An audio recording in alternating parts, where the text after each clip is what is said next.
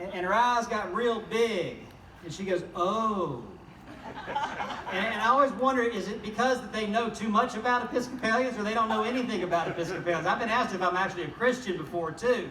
So before she could even kind of get into that, I said, well, what about you? Where do you go to church? And she says, I'm spiritual. I said, oh, you're Pentecostal. And she says, no, I'm spiritual, not religious. I don't go to church. You know, there are a lot of statistics now that there's more and more people who are like that. But if you press into that declaration, usually it's more of a criticism of church than it is a confession about God. And the funny thing is that Pentecost is the day that the church got spiritual long before it got religious. So we got to remember this. Now, when it was first celebrated, Pentecost was very religious. It was one of the major feast days of the Jewish religion. It marked two events. It marked, first of all, the end of the spring harvest, and it also marked Moses coming down from the mountain with the Ten Commandments.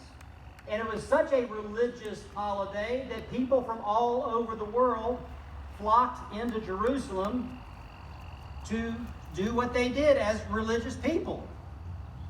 And somewhere in this mass of religious people was this little ragtag group of 12 to 14 or so folks who followed Jesus. It had been 10 days since he left them. So there they are in Jerusalem, still kind of wondering, now what are we supposed to do? And that's when something spiritual happened. And you just heard the story. The wind blew through the house, and then there was like fire over them. And then they began to say things and do things that were powerful. And by the end of the day, 3,000 people had been baptized. In other words, they became spiritual. That's the day that the followers of Jesus actually began to truly take on what Jesus had told them. But just imagine that, right? Before Christians were ever religious, we were spiritual. So maybe it's time that we reclaim that. Y'all don't get too scared. Amen. I'm not going to go Pentecostal on you. I just want to make sure that we understand what it means when we say that we're spiritual. Y'all with me? So the first thing that it means when you say that you're spiritual is this: your life matters to God. And your life matters for God. Now, that may not seem like a big deal today, but 2,000 years ago on Pentecost, it was everything. Because you see, back then, people were told that only religious people mattered to God. The people who were pure enough, pious people, perfect people, the people who had fancy robes and titles and credentials, that's who mattered to God. And so imagine that those were the only people that were supposed to speak on behalf of God, and then all of a sudden, this group of religious nobodies get empowered by God and called by God to take His message out into the world. And what's even more miraculous is they did it. And now here we are. So let me give it a try. Your life matters to God. That's how much God believes in you. God has given you something to say and something to do that matters to God's kingdom on earth as it is in heaven. And it's true of each and every one of you. From the oldest to the youngest and everyone in between. Your life matters to God. You have a part to play in God's future. It's not just limited to priests and bishops and deacons. It's something that involves all of us. When that takes hold of you, amazing things can happen, even in Apalachicola, Florida. The second thing is this, that being spiritual is not just about you and Jesus. It involves some other people. It's about us, right? That you see, when you look at the first story of Pentecost again, it happened when they were all together, the disciples. You see, 95% of the time in the Bible, when you read the word you, it's plural. In other words, I remember one of my seminary professors telling us, kind of tongue-in-cheek, that whenever you hear Jesus say you, think y'all. They actually believed back then that you couldn't really know God unless you were with other people.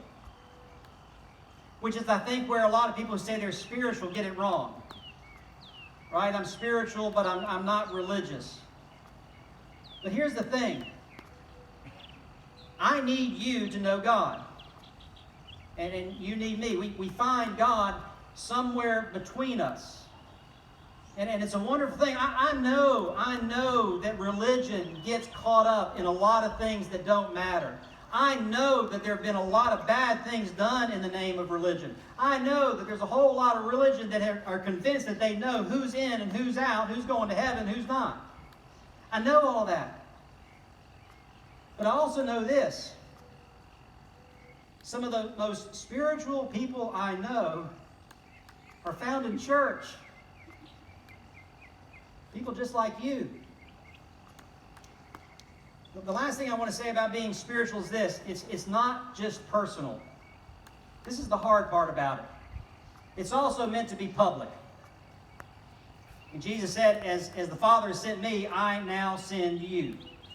You see, being spiritual is not just about what we do at 10 o'clock on a beautiful Sunday morning. Being spiritual involves what we do and who we are between Sundays. In fact, in just a few minutes, Kirk and Joy and Penny are going to promise to follow Jesus, not worship Jesus. That's a good thing. But being spiritual is about following Jesus. I think the time that I learned this most profoundly in my life was a few years ago, and I was at what they call a House of Bishops meeting. If you would talk about a religious gathering, that's it. Right? But we were up in Alaska, which was pretty cool. And some of y'all may have heard me tell this story before. But we spent time with an indigenous tribe called the Gwich'in people. They've lived on that land for 10,000 years. They say every inch of our land has a history and a story. They're the only indigenous tribe that was not relocated to somewhere else. And so they had this remarkable way of talking about their land as something sacred. And the one part that really hit me was when they started to talk about the land. They called it the land where all life began. Isn't that cool? And it was up on the northern coast of Alaska. And it's this place where every year the caribou, the elk, they come from Canada and Alaska to this one little place, and that's where they have their babies. And then after they have their babies, they go back to wherever they were. This land is so holy and sacred that the Gwich'in will not even go there. But here's the other part about that little bit of sliver of land. Underneath that land is a whole bunch of oil and natural gas. And while 95% of Alaska is open for development, this 5% has been the battleground, so to speak, between the Gwich'in people and the politicians and everybody else. I'm not about to get political. But here's what I was so touched by an elder. And the elder told us this: for us, caring and protecting the land is not a political issue, economic issue, social issue. For us, it is a spiritual issue.